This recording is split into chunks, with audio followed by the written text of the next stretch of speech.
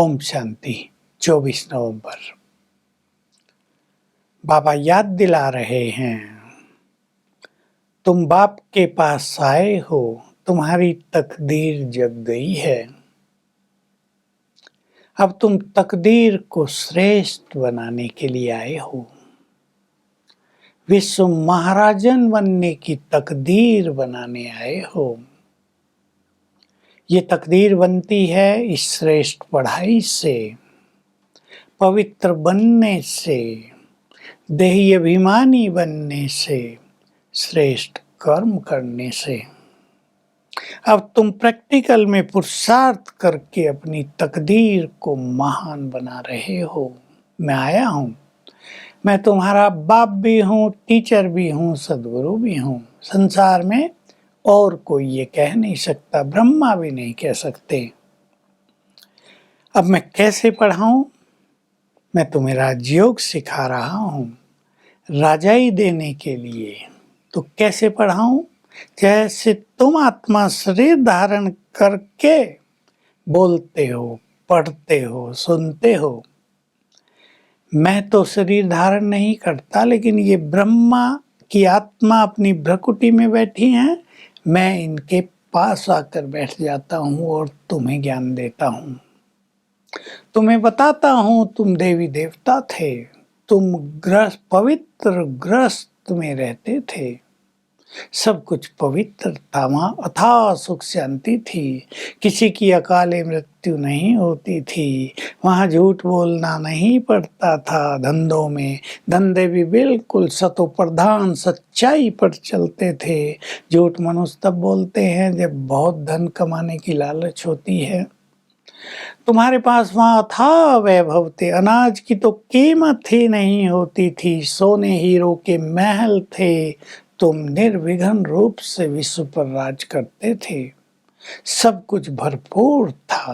पुण्य आत्मा थे तुम, पवित्र थे, ग्रस्त जीवन पवित्र था। द्वापर से अपवित्र ग्रस्त बन गया है।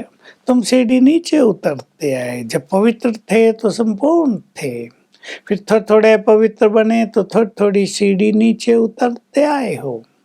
अब मैं तुम्हें फिर से मनुष्य से देवता बनाने के लिए आ गया हूँ। तुम्हें घर भी ले चलना है मुझे। इस भंबोर को, इस कलयुगी पतित दुनिया को तो आग लग जाने वाली है। महाभारत लड़ाई शास्त्रों में भी गाई हुई है। कौरव थे, पांडव थे, यादव थे, दिखा कौरव पांडव एक ही परिवार में तो थे।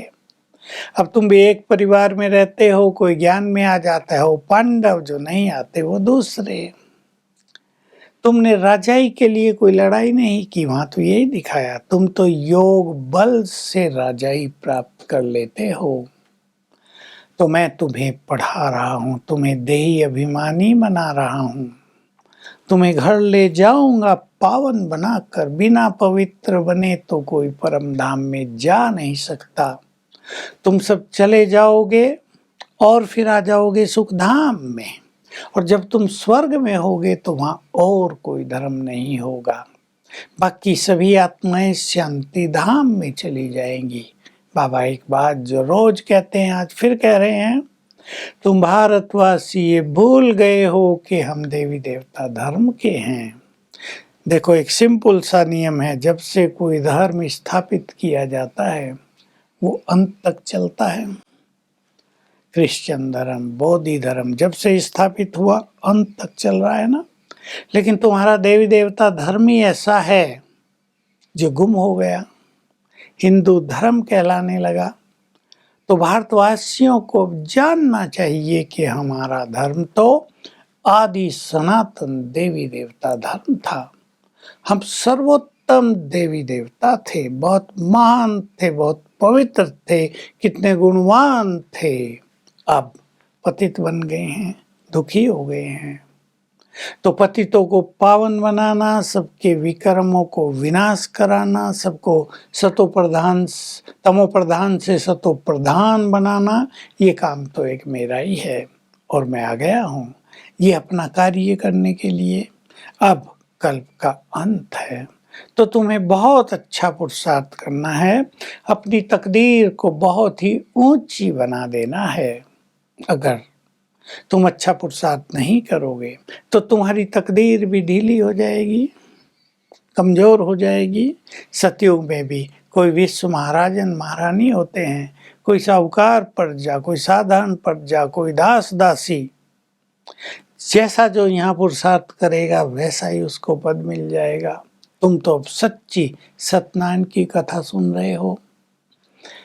भक्ति में भी पूर्णमासी के दिन सत्यनारायण की कथा लोग कराते हैं, लेकिन वहाँ कथा तो होती नहीं, न उससे कोई सत्यनारायण बनता है। तुम तो अब इस राजयोग की पढ़ाई से धन से नारायण, नारी से श्री लक्ष्मी बन जाते हो।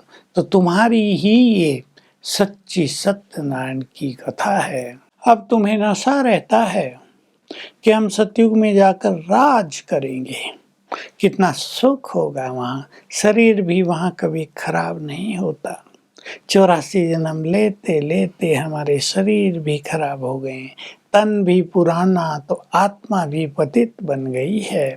तुम्हें अब सब स्मृति आई है, तो पुनः तुम नर से नारायण बनने का पुरुषार्थ कर रहे हो, अपनी तकदीर ऊंची बनाने का पुरुषार्थ कर रहे हो। इसलिए इस पढ़ाई पे तुम्हें बहुत ध्यान देना है और संपूर्ण पवित्र बन जाना है, ताकि तुम्हें कोई भी सजा न खानी पड़े। तुम पवित्र बनकर घर चले जाओ। जाएंगे तो सभी, लेकिन बाकी सबको बहुत ज़्यादा सजाएं भोगनी पड़ेंगी, कष्ट भोगना पड़ेगा और पद भी बहुत कम हो जाएगा। तो तुम्हें नशा रहना चाहिए।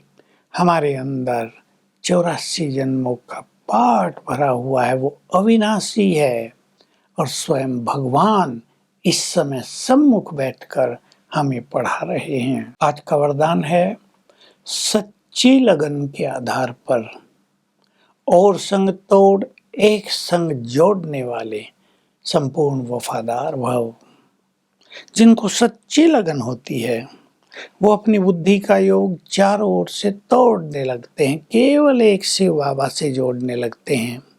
यही संपूर्ण वफादारी है, क्योंकि अगर लगन नहीं होती तो मन वैभव में, व्यक्तियों में, मान शान की इच्छाओं में भटकता रहता है और तब ये स्थिति बन नहीं पाती कि मेरा तो एक शिव बाबा दूसरा न कोई, और स्थिति अचल अडोल भी नहीं हो पाती। स्लोगन, सत्यता की श्रेष्ठ स्थिति परिस्थितियों में भी श्रेष्ठ संपूर्ण बना देगी। तो आज का हमारा अभ्यास होगा, 5 स्वरूपों का अभ्यास करेंगे, जिसको कहते हैं संपूर्ण स्वदर्शन चक्रधारी बनेंगे। हम राजयोग का अभ्यास कर रहे हैं और अब नर से नारायण बनने वाले।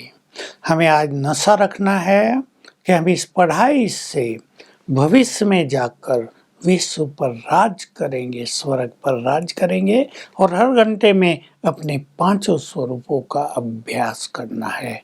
ओम शांति।